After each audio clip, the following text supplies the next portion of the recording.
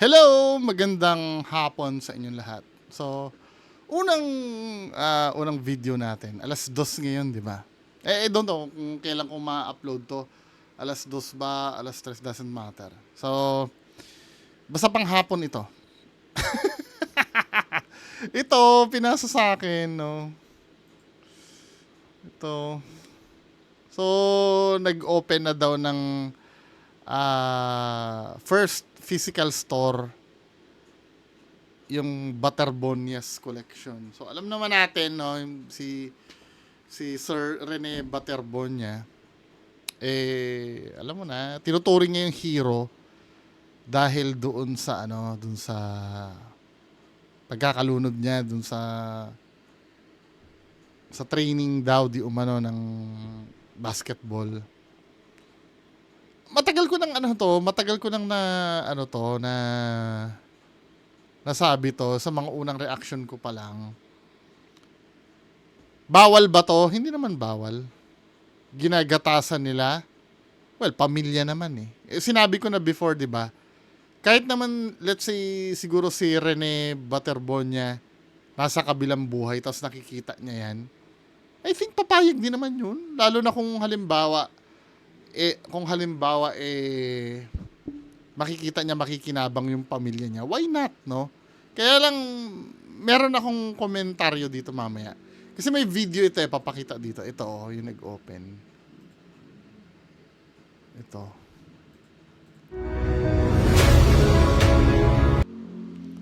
So, ito nag-opening sila ng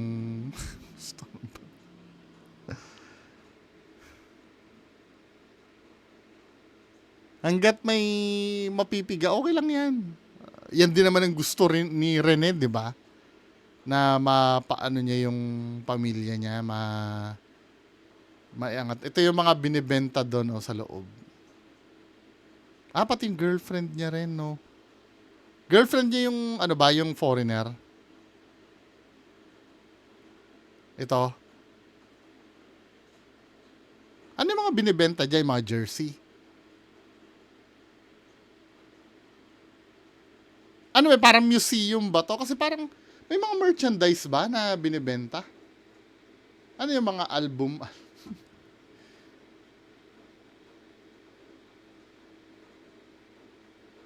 Daming tao, men, oh. Dami.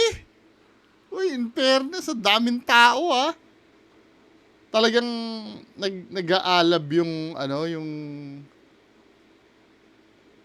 pagmamahal ng tao kay Rene. Kaya lang, yung binibenta ba? Parang hindi ko maintindihan. Binibenta, museum ba yan or binibenta? May binibenta ba?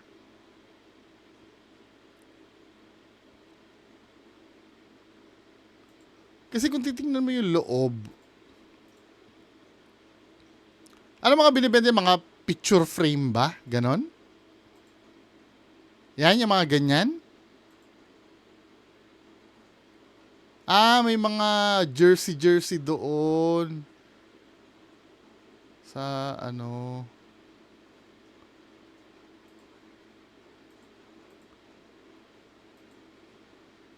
yung ba yun? Hindi ako, no? Ito, wala naman akong kontra dyan. Okay lang naman. Katulad doon sinabi ko, may nag-comment pa doon sa post ko Sinabi daw ni Sir MG na kaysa ibang tao pa makinabang, di pamilya na lang. Totoo naman yun. Agree din ako. Yun din kasi ang pananaw ko dito Pero real talk, no? Hanggang kailan kaya ito masusustain? Hanggang kailan nila masusustain yung hype niyan? Siyempre, ang gagawin mo na dyan, ilalabas mo na lahat ng yung mga kwento sa anak mo. Gumawa na dapat kayo ng social media account ngayon na dun yung mga lumang videos ni Rene. Ipalabas nyo. Kasi yun ang, yun ang only way na nakikita ko para masustain ito Kung may mga lumang video kayo ni Rene Baterbonia, i-play nyo. Para lagi may bago mapapanood. Kasi once na naubusan na kayo ng kasi patay na kasi yung tao pag naubusan na kayo ng ano ng ilalabas diyan, patay na rin ang negosyo. Real talk. 'Di ba? Kung gusto nyo magtagal yan kahit siguro hanggang December, continuous kayo maglabas yung mga videos nyo nung bata siya. Pakita para may bago laging aantabayanan yung mga fans. Kasi sa totoo lang, may shelf life ito eh. Unang-una, no, si Rene Baterbonia ay hindi naman talaga... Hindi ko siya nakikitang celebrity eh. Naging celebrity lang siya nung namatay siya. Kasi nung buhay pa siya, na kung kailang karapat-dapat na ganyan siya, eh, ano, tapos, ano pa, may aircon pa yun, magkano kaya ang bill niyan, ano? Masusustain kaya yung bill ng aircon niya, yung mga kikitain nila dyan? Kasi real talk lang ha. Sorry kung may mga fans na mau-offend nito. Kilala niyo si Francis M? Si Francis Magalona, di ba, iconic yon. May debate nga kung sino ang king sa kanilang dalaw ni Andrew E. Ang daming follower ni Francis M, ang daming fans nun. Mula nung nag-start siya ng career, ilang dekada din siya sa showbiz. Sa music industry, pati sa, ano, sa music industry, sa pelikula, 'di ba sa Itbulaga nag-Itbulaga 'yon si ano, si Master Rapper. Just imagine ha, may cult following na si ano, si Francis Magalona. 'Di ba nagkaroon siya ng clothing line? Yung 3 stars in the sun ba 'yon? Kalimutan ko na eh. Nagkaroon siya nun, hindi tumagal 'yun eh. Tingnan natin ha. FMCC 'yun, 'di ba?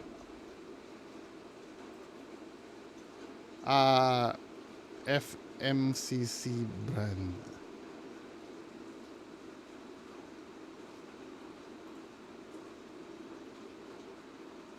Ano pa naman pala, patuloy pa rin naman. Kaya lang, yung mga physical store niya, wala na eh. Ito nga hindi nag-survive eh. Tingnan natin ha, active pa ba yung FMCC? Meron pa naman.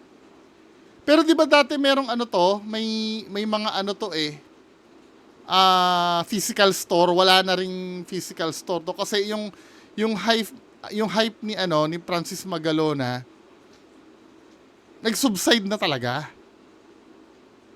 Sobrang click nito nung ano eh nung namatay ito, di ba? Gusto ko rin magkaroon ng t-shirt nito dati eh, yung parang NBA logo siya, yung nakaganon. Kaya lang hindi ko siya naabutan sa mall kasi sobrang bata pa ako noon. Hindi ko siya naabutan sa mall. Ayan o, just imagine ha. Ito, nagki-clearance sale na sila. Hindi naman sa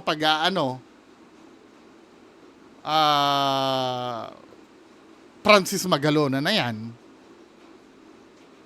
Tapos kung, syempre, hindi naman maiwasang hindi makumpara yan eh. Kasi ganun din ang pinatutunguhan ng ano. At yung kay Francis M kasi na ano, masusuot mo pa yun na araw-araw.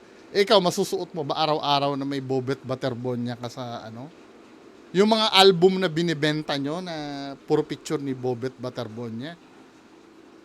Maaano ba yon? Magkano yon? 600 yata yun o whatever, no? Hindi rin magtatagal. Ayoko naman maging negative. Pero real talk, hindi magtatagal to.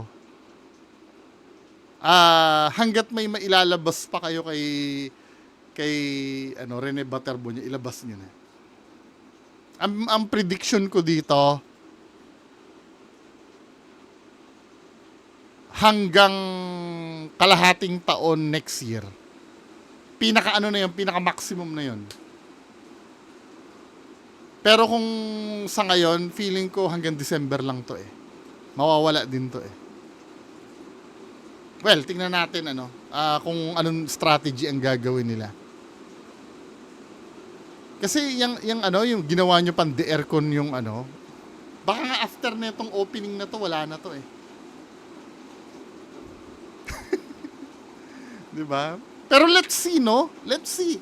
Baka mamaya mali tayo sa ano natin, sa size up natin, 'di ba? Hindi naman tayo perpekto. Tingnan natin. Malay mo naman. Oh, next issue. Ito. Ano ba ito? Ang dami din nagpasa sa akin nito, men eh. Ako, sige, sa akin hindi motor yan, ha? Hindi sa akin motor yan, pero ang akin lang naman. Siyempre, unawaan tayo kasi ang tao, tinan mo naman, oh, nakikita mo sitwasyon. Iayos mo. Diyan mo madadaan yung tao. Bakit? Motor ko ba yan? O hindi ko motor yan? Ate, hindi ko motor yan. Oh, hindi ko motor yan. Iklab mo, pero hindi ko motor yan. Ang akin, konsiderasyon lang sa mga tao. Gaganon mo yung mga tao, eh. Sitwasyon mo. Oh. Iklab mo, bakit? Motor ko ba yan? Ate, sitwasyon. Konsiderasyon na lang sa mga tao. Hindi mo nakikita bahayan. Hindi ko alam kung ano yung ire-react ko dito eh.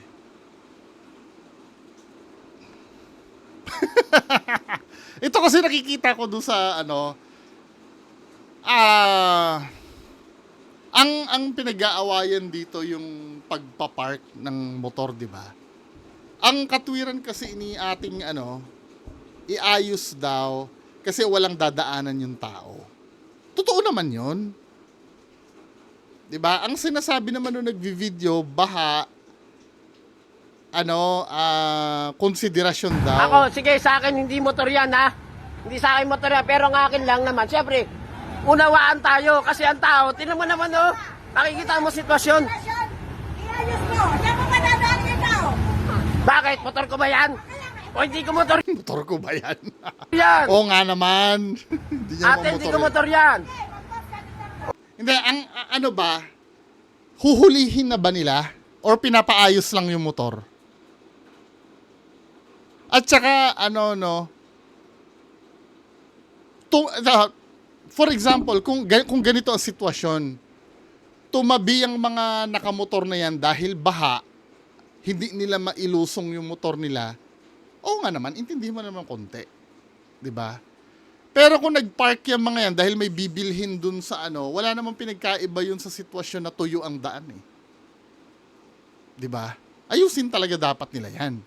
Kung halimbawa nag-park sila diyan dahil may bibilhin dun sa building. Pero kung nag-park sila saglit diyan dahil hindi makatawid yung motor nila dahil baha, bigyan naman ng konsiderasyon din.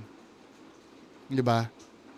Magiging fair naman ako. Ako, sinasabi ko lagi, no, maging masunurin sa daan. Pero pagka, halimbawa, yung hindi pero nakikita ko kasi doon sa video, nakakaalis naman, may nakakalusong Hindi motor naman. yan, ha? Hindi sa akin Ano? motor yan, pero ang akin lang naman. Siyempre, Sa background, mababaw naman yung baha eh. Kayang-kayang motorin eh. ako, sige, sa akin hindi motor yan, Ano, ha? ha?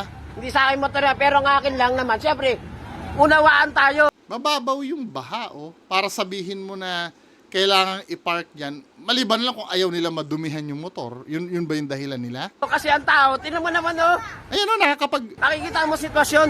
nakakapag-motor naman eh. No? Sa akin ganito. Kung ito ha, uulitin ko ulit. Kung ang dahilan kaya sila nag-park dyan ay pahuhupain muna yung baha kasi hindi makalusong, na obviously nakakalusong naman. Kasi may motor, may nagmo-motor naman sa likod, oh. Nakikita mo sitwasyon. 'Di ba? Kung hindi makalusong, pagbigyan naman. Pero kung nag-park diyan dahil may bibilhin sa sa gusali, abay ayusin nyo. Kawawa din nga naman yung mga tao maglakad dun sa baha, yung motor nyo ang safe. Mas importante yung tao. Siyempre, 'di ba? Yun ha, may condition yung ko dito, yung tingin ko. Iayos mo. Diyan mo madadaan yung tao. Bakit? Motor ko ba yan? O hindi ko motor yan? Ayun may nakakapag-motor naman eh. Ibig sabihin, kaya nag-park yung mga yan dyan kasi may bibilhin dito sa building. Kung saan sila nag-park. Hindi sila napunta dyan dahil binaha. Uulitin ko uli ha, kung sila ay nagpark dyan dahil binaha, hindi nila afford na maisulong yung motor nila, dahil syempre masisira or ano pa man, intindihin naman. Pero kung gagawin palusot lang yon, pero in reality, may bibilhin ka dyan sa building, sa akin, kahuli-huli pa rin. 'Di ba? Next video. Next na lang, mamaya na lang hapon uli, ha? So, yan lang muna ang pag-uusapan. Mamaya alas 4 kita uli tayo. Magandang hapon sa inyo lahat. Bye-bye.